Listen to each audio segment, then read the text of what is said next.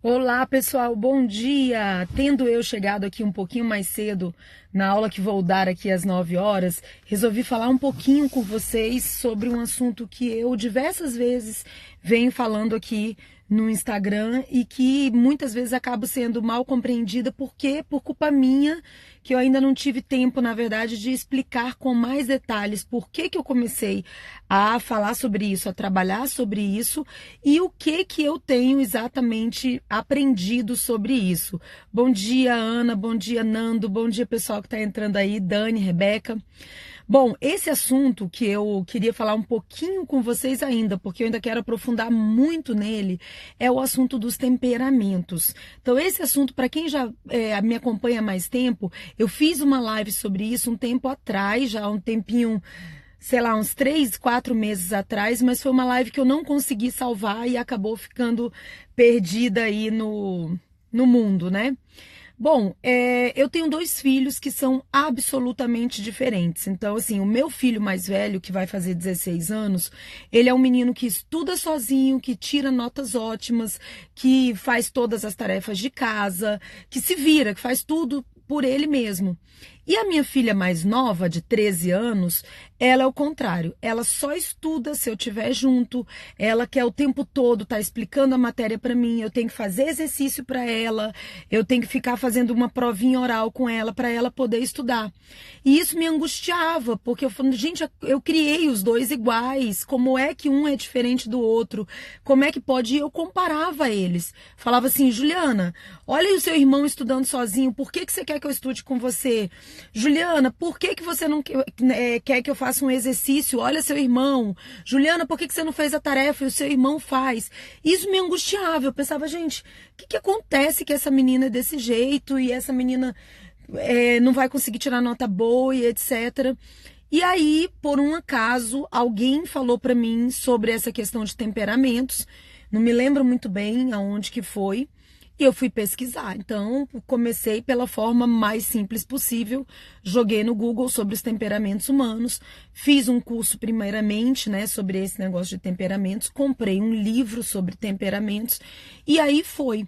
E lendo sobre isso, eu fiquei vendo que assim, quem faz concurso precisa saber qual é o seu temperamento. Quem faz concurso, quem estuda, quem tem uma vida intelectual, precisa identificar o seu temperamento para conseguir ter êxito de forma melhor. Não é por nada, não é por curiosidade, não. É para facilitar nos estudos. Então, para vocês terem ideia, essa minha filha mais nova, desculpa aqui. Essa minha filha mais nova, tendo eu identificado o temperamento dela, eu comecei a ensiná-la a estudar da forma adequada. E a partir disso, ela começou a tirar notas muito melhores e agora ela consegue estudar sozinha, muitas vezes sem nem perceber, porque eu falo para ela assim, Juju, estuda aí meia hora sozinha que eu vou te fazer prova oral. Juju, estuda aí meia hora para você me dar uma aula sobre isso. Então eu comecei a usar as técnicas adequadas para isso e eu percebi que para concurso público isso é uma ferramenta essencial. Então, assim, o que são temperamentos humanos? Olha, esse conceito de temperamento, que hoje em dia, inclusive, ele foi bem abandonado pela psicologia moderna, psicologia freudiana, psicologia mais atual, não usa mais, considera ultrapassado esse conceito de temperamentos. Mas, para mim, faz absolutamente todo sentido e muita gente trabalha com essa ideia. Bom, o temperamento humano, que são 4, essa ideia, essa tese aí foi desenvolvida por Hipócrates, logo assim, pouquíssimo tempo depois, antes de Cristo, muito tempo atrás. Então, é uma filosofia realmente absolutamente antiga e que começou para a medicina. O temperamento, ele é aquela carga assim fisiológica que você tem, da forma como você reage às coisas na sua vida. O padre Paulo Ricardo, que é o que eu estou fazendo atualmente um curso, ele fala de dois só, apenas 2 itens a serem respondidos para você tentar identificar o seu temperamento. E olha só, presta muita atenção. O temperamento, ele não é algo que te aprisiona. Ele é algo que é uma tendência comportamental, uma tendência de como você vai reagir perante a vida, mas não quer dizer que você só pode atuar daquela maneira. É apenas uma tendência, tá bom? E a partir dessa tendência é que você descobre como é que você é em concurso. Por que que você desiste fácil? Por que que você se abala demais? Por que que você se empolga, compra milhares de livros e depois não vai e não estuda mais? Então você consegue ter esse entendimento das suas reações quando você percebe essa sua tendência temperamental. Então, olha, primeira pergunta é perguntar o seguinte: você se empolga muito rapidamente com as coisas? Ou você você explode muito rapidamente com as coisas? Então, por exemplo, vamos dar um exemplo aqui do carro. Você está dirigindo e alguém te dá uma fechada e você quase bate o carro. E a pessoa te fechou assim de forma absurda mesmo. Você explode com aquilo? Você fica indignado e explode com aquilo ali? É a primeira pergunta. Se você explode com aquilo, se a sua primeira reação é essa de explodir, ainda que você controle, eu, por exemplo, sou muito explosiva, mas atualmente, com a minha idade, eu sou muito controlada. Então, se você tem isso de explodir realmente, você provavelmente é um dos dois temperamentos, ou você é colérico ou você é sanguíneo. É a primeira pergunta. A segunda pergunta é: depois que você explodiu, né? Ou você não explodiu, depois que aconteceu aquela coisa muito, que te deixou muito irritada. Depois disso daí, depois desse acontecimento, aquele sentimento permanece em você por muito tempo? Você fica martelando aquilo, você não consegue esquecer aquilo e aquilo fica ali por meses, por dias e mais dias, semanas, e você não esquece aquilo dali? Quer dizer, aquela sensação, aquele sentimento, ele perdura em você? Se ele perdura em você, se ele continua durante muito tempo em você, a sua tendência é que você seja colérico ou melancólico. A partir dessas duas perguntas, você já tem aí a noção de que você pode ser ou sanguíneo, ou colérico, ou melancólico, ou fleumático. Olha, a resposta não às perguntas leva para os outros temperamentos. Então, a primeira pergunta, a resposta a ela significa que você deve ser colérico ou sanguíneo. Se você responde não, ou seja, você não explode quando acontece uma coisa nossa, quando uma coisa dessa não explode quando alguém te fecha no trânsito, provavelmente você é fleumático ou melancólico. Segunda coisa, né? A segunda pergunta, aquele sentimento perdura em você? Se o sentimento perdura, provavelmente você é colérico ou melancólico. Se o sentimento não perdura, você deve ser fleumático ou sanguíneo. Então, por exemplo, a minha filha, eu vejo muito ela como sanguínea. O que significa? Ela explode, ela se empolga, não é só explodir, gente, não é só ser péssimo. Para o concurso é aquela pessoa que se empolga, decidiu estudar para concurso, vou comprar tudo quanto é livro, vou estudar para caramba, vou me matricular em tudo quanto é curso. É a empolgação inicial. Se essa empolgação inicial é rápida, ela vem com energia para você, significa que você deve ser sanguíneo ou colérico.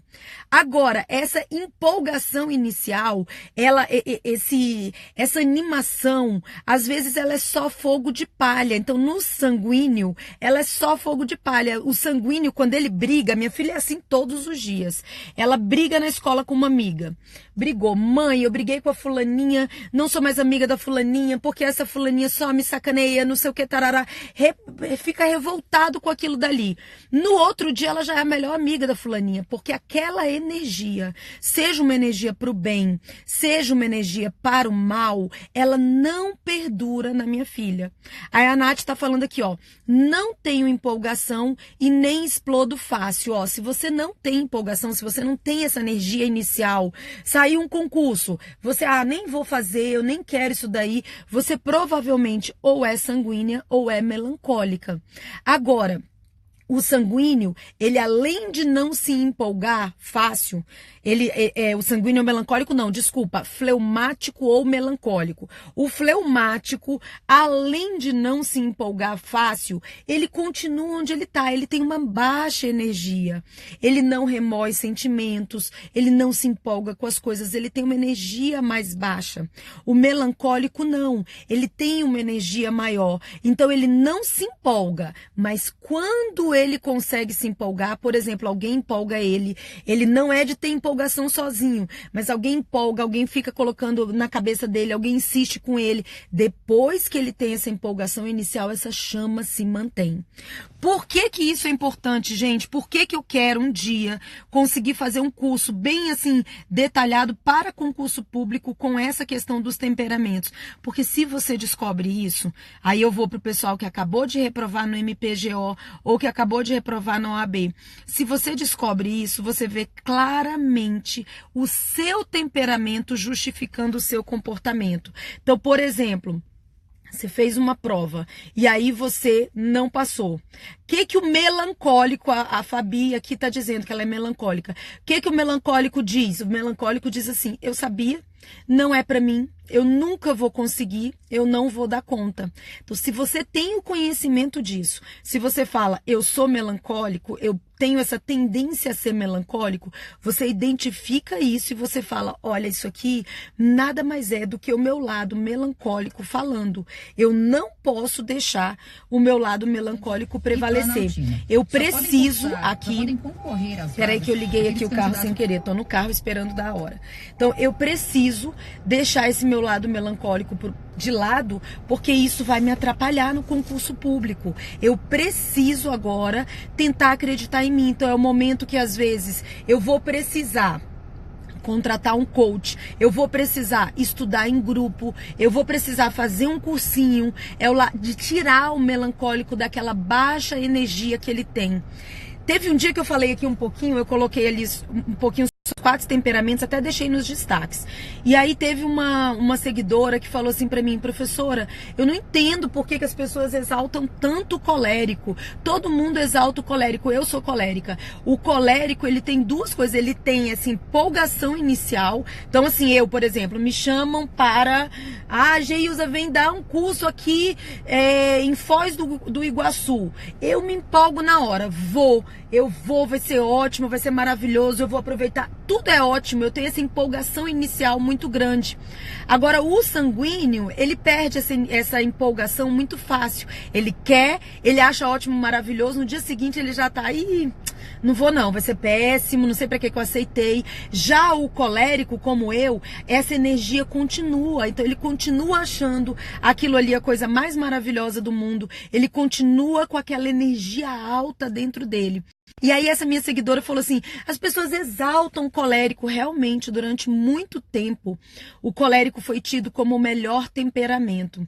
Mas ele não é o melhor temperamento. Sabe por quê, gente? Porque o colérico, com essa coisa dele, da energia muito alta, com essa coisa dele dessa energia nunca baixar, ele caminha muito para ter um orgulho muito alto. Então o que acontece? Ele se frustra, porque quando as coisas dão erradas para o colérico, isso é difícil demais, porque ele colocou toda a energia dele.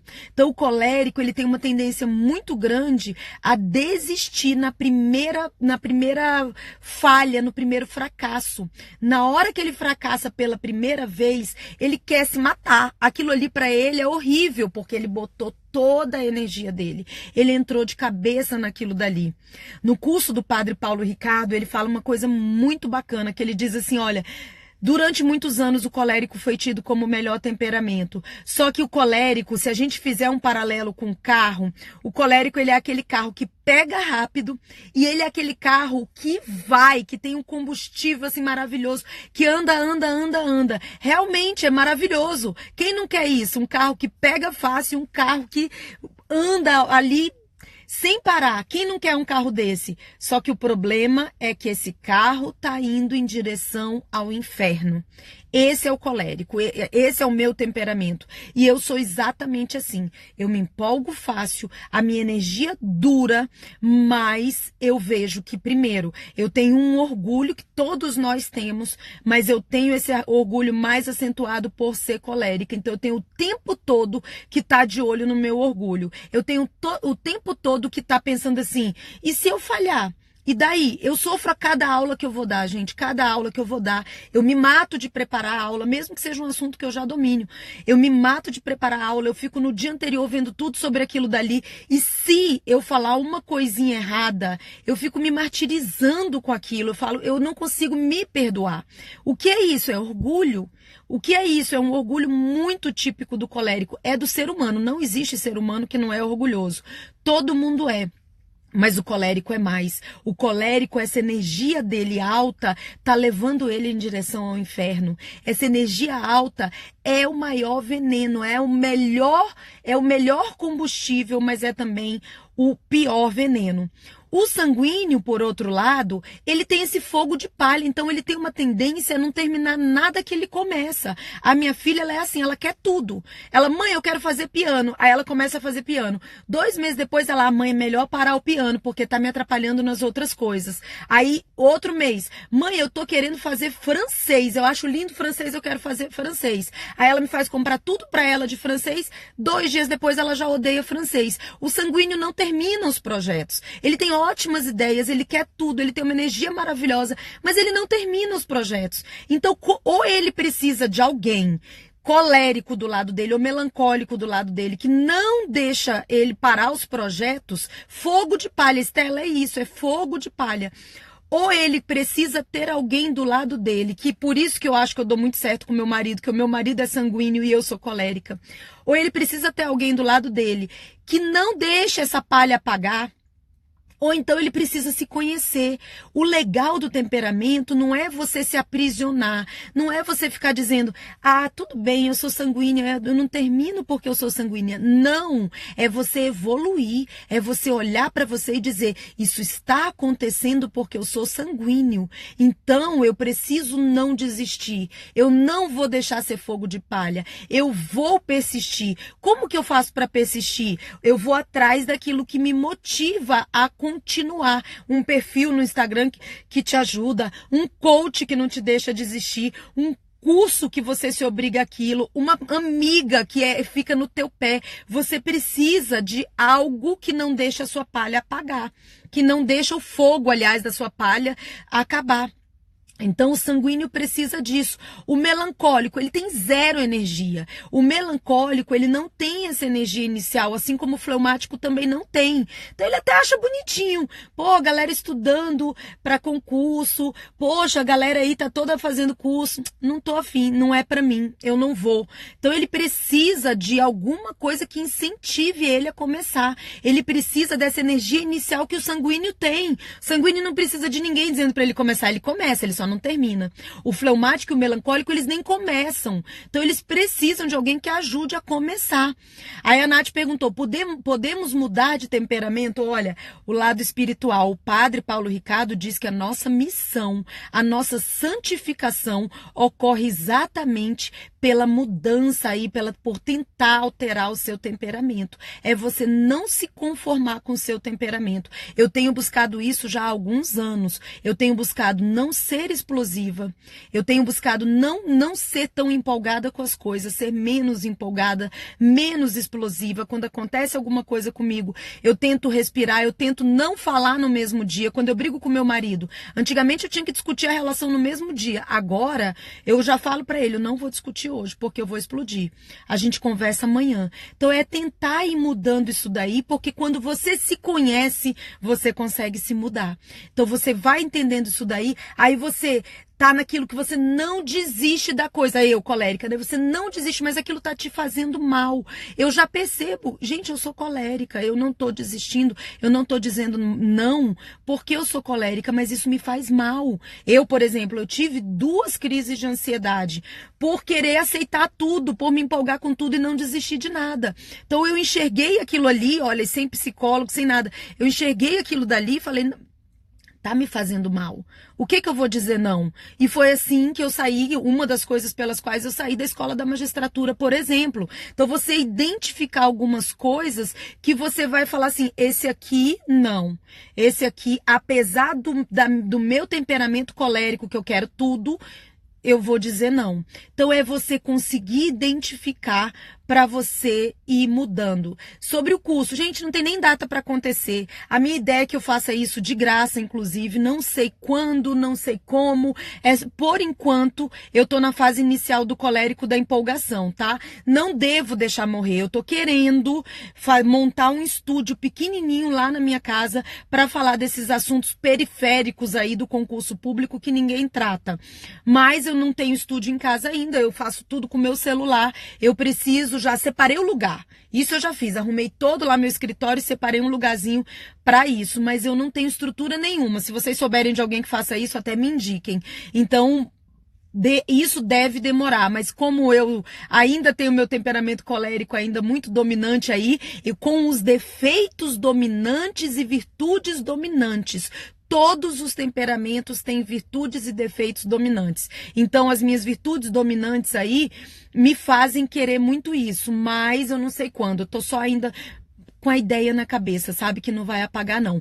Beijo, que chegou minha hora, eu vou dar aula. Espero que vocês tenham gostado aqui dessa live improvisada. Um beijão pra vocês, gente. Bom dia. Muito obrigada pela companhia de sempre. Muito obrigada por vocês serem, assim, meus amigões virtuais. Isso me faz muito bem. Um beijão, fiquem com Deus.